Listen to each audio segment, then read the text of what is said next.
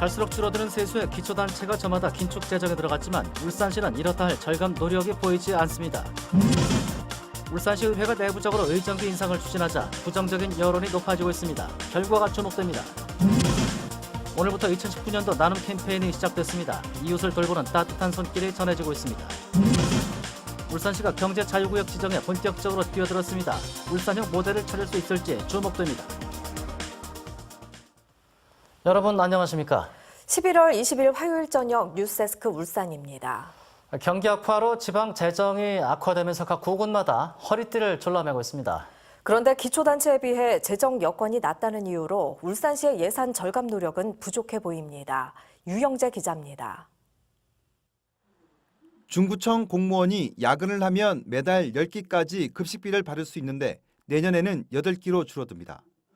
내년부터는 또 아무리 초과 근무를 해도 35시간까지만 인정받을 수 있습니다. 연가 보상 날짜도 13일에서 10일로 줄어듭니다.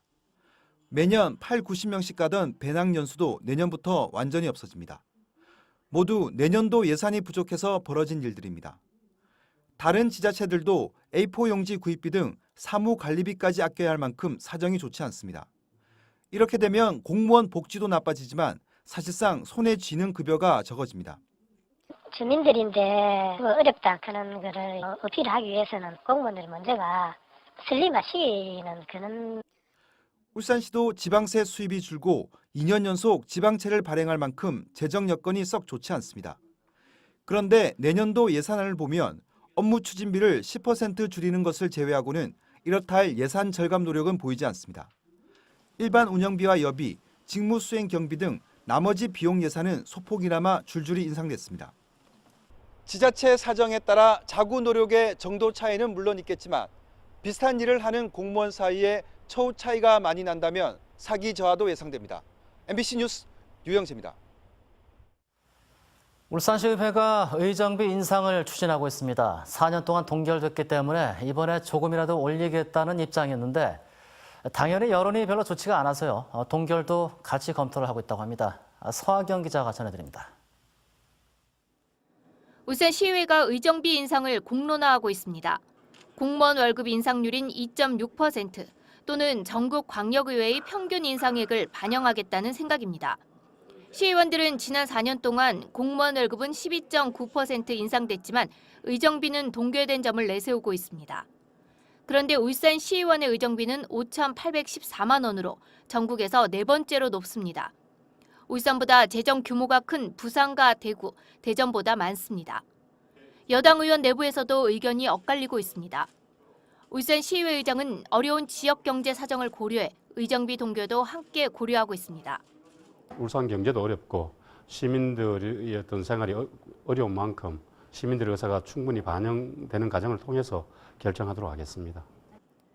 자유한국당 의원들은 의정비 인상에 대한 반대 입장을 분명히 했습니다. 내년 세수도 아마 줄어들 걸로 예상되므로 우리 세비 인상도 동결하는 게 맞다고 생각합니다. 시민들의 시선은 더 곱지 않습니다. 지역 경제 위기로 지방세는 감소하고 서민들은 허리띠를 졸라매고 있습니다. 울산의 조선 경기가 또 많이 어려우니까 지금도 이제 회사에서도 퇴직자들도 많고 그런데 이제 그런 일부분까지 오른다면 좀 더 막막하고. 동구는 어려운 지역 경제를 고려해 2년 동안 의정비를 동결하기로 했습니다. 울산시의회는 오는 22일 의원총회에서 의정비 인상 여부를 정하며 의정비 심의위원회에서 최종 결정합니다. 부정적인 여론 속에 울산시의회가 의정비 인상을 강행할지 시민들의 시선이 쏠리고 있습니다. MBC 뉴스 서하경입니다. 찬바람이 부는 요즘 얼굴 없는 기부천사들의 소식이 그나마 마음을 훈훈하게 해주고 있습니다. 사랑의 온도탑도 오늘부터 온도 측정에 들어갔습니다.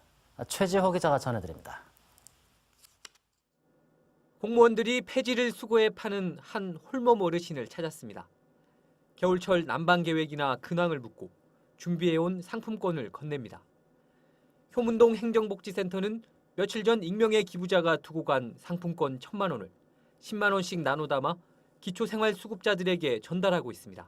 해마다 그러면 날도 춥고 할 적에 받으면 저희들이 항상 감사하고 늘 그렇지요. 뭐 말로 못하지. 뭐 고맙고. 효문동 주민이라고만 신분을 밝힌 남성은 6년째 수백만 원 상당의 상품권을 기부하고 있습니다. 겨울철이면 아무래도 이제 난방비도 많이 들고 생활비도 많이 들고 하시니까 그분들이 꼭 필요한 곳에 이제 쓸 수 있었으면 좋겠습니다. 한 봉사단체가 연탄을 배달하고 있습니다. 저소득층이 따뜻한 겨울을 날 수 있도록 미리 준비하는 겁니다. 이웃사랑의 척도라 불리는 사랑의 온도탑도 모금에 돌입했습니다. 불경기를 감안해 올해 목표액은 지난해보다 1억 원 늘어난 70억 원. 7천만 원이 기부될 때마다 1도씩 온도가 올라갑니다. 울산은 14년 연속 100도가 넘는 기록을 써내려가고 있습니다. 사랑의 온도탑이 올해도 목표 모금액을 달성해 시민들이 십시일반 모은 온정이 널리 나눠지길 기대해 봅니다. MBC 뉴스 최지호입니다. 울산시가 경제 자유구역 지정을 추진합니다. 지정이 되면 각종 세제 혜택이 주어져서 기업체 유치가 유리해지는데 먼저 울산형 경제 자유구역 모델을 구축하는 게 선결 과제로 떠올랐습니다. 조창래 기자입니다.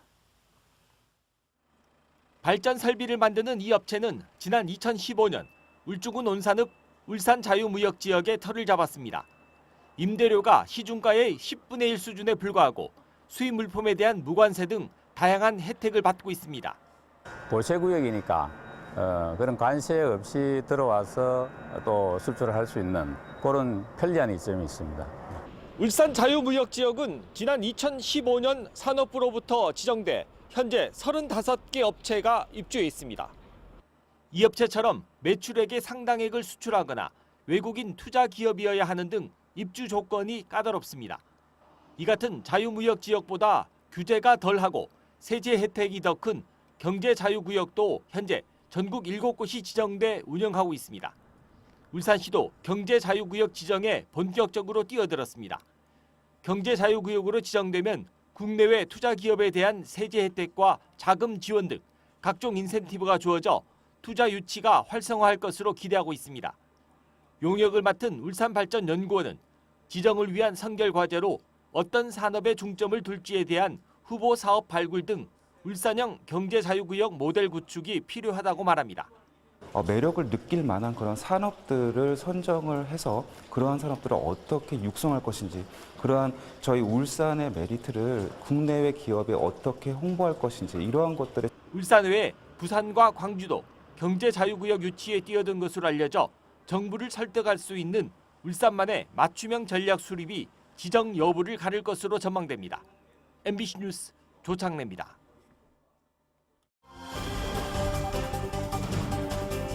주요 뉴스를 짚어드리는 큐브 뉴스입니다.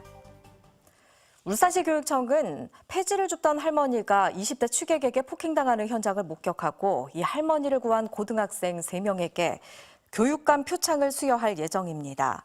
이들은 중학교 동창으로 울산공고 3학년 김준엽 군은 경찰에 신고하고 울산기술공고 3학년 김경문 군과 하철민 군은 각각 범인을 제압하고 동영상 촬영을 하는 등 침착하게 대응한 것으로 확인됐습니다. 한편 경찰은 폐지를 줍던 70대 할머니를 폭행한 25살 정모 씨를 상해 혐의로 불구속 입건했습니다. 울산시 교육청이 2019학년도 예산안을 홈페이지에 공개했습니다. 확정되지 않은 예산안을 공개하는 것은 울산시 교육청 개청 이후 처음 있는 일인데요. 울산시 교육청은 시의회 심의 이전에 예산안을 미리 공개해서 시민들의 알 권리를 보장하고 여론을 반영하기 위한 조치라고 설명했습니다. 울산발전연구원 김상우 박사는 정부의 일자리 프로그램과 울산의 문화예술 교육을 연계한 일자리 확충이 필요하다고 밝혔습니다. 김 박사는 여성가족부의 청소년 동반자 다문화 가족 지원 프로그램과 문화예술 교육을 연계하면 문화예술인의 일자리를 확충할 수 있다고 주장했습니다. 문화체육관광부의 지난 2015년 조사에 따르면 울산의 문화예술인 약 50%가 예술활동으로 인한 연수입이 200만 원 미만인 것으로 나타났습니다. 울산형 열린 시립대학 설립 추진기획단은 포스텍 정보통신대학원을 방문해 벤치마킹에 들어갔습니다. 추진기획단은 온오프라인 학습 강의실과 사이버 학습 플랫폼, 강좌수 등 운영 전반을 현장 확인했습니다. 이번 방문은 울산시가 민선 7기 공약 사업으로 추진하고 있는 울산형 열린 시립대학을 위한 AI 기반 스마트 학습 시스템을 벤치마킹하기 위한 것입니다.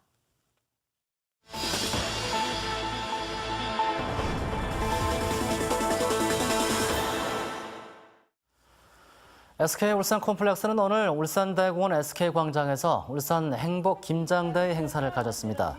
이번 행사는 울산 지역 기관장과 자원봉사자 등 300여 명이 참여해 배추 9,500포기와 무 1,700개 등 20.5톤에 달하는 김장 김치를 담갔습니다. 15년째 이어지는 사랑의 김장 김치는 울산 지역 소외계층 1,400여 세대와 70여 개 사회복지시설 등에 전달될 예정입니다. 동강의료재단 동강병원이 내일부터 오는 25일까지 캄보디아에서 의료 봉사 활동을 펼칩니다. 동강병원은 의료진 14명이 3일 동안 캄보디아 오따민제이주의 주민 1,500여 명을 진료할 예정입니다. 동강의료재단은 지난 2011년부터 8년째 캄보디아에서 의료 봉사 활동을 펼치고 있습니다. 세울 원자력본부와 울산소방본부, 온산소방서가 오늘 주택용 소방시설 설치 지원 업무 협약을 체결했습니다. 이번 협약으로 세울 원자력본부는 2019년부터 5년간 화재 취약계층에 주택용 소방시설을 설치할 수 있도록 총 1억 원을 지원합니다.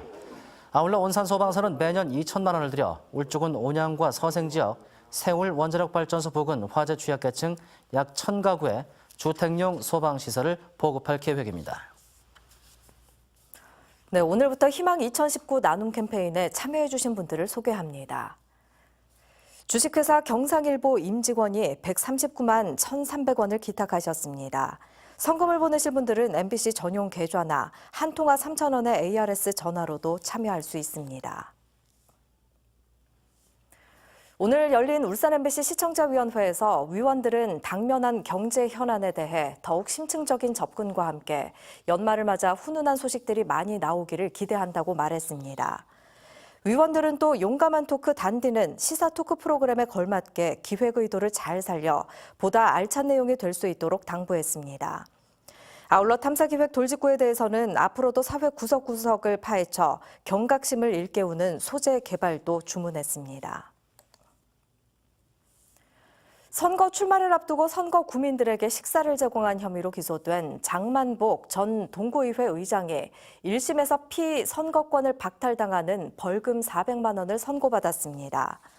장 전 의장은 지방선거 출마를 앞둔 지난해 9월 민주평화통일자문회의 회원 75명에게 159만 원 상당의 식사를 제공하고 자신의 이름과 직함이 적힌 볼펜 80개를 배포한 혐의로 기소됐습니다. 이에 대해 장 전 의장은 민주평통 동구협의회 회장 취임식과 관련된 지출이었을 뿐 선거와는 관련이 없었다고 주장하며 항소를 검토하고 있다고 밝혔습니다.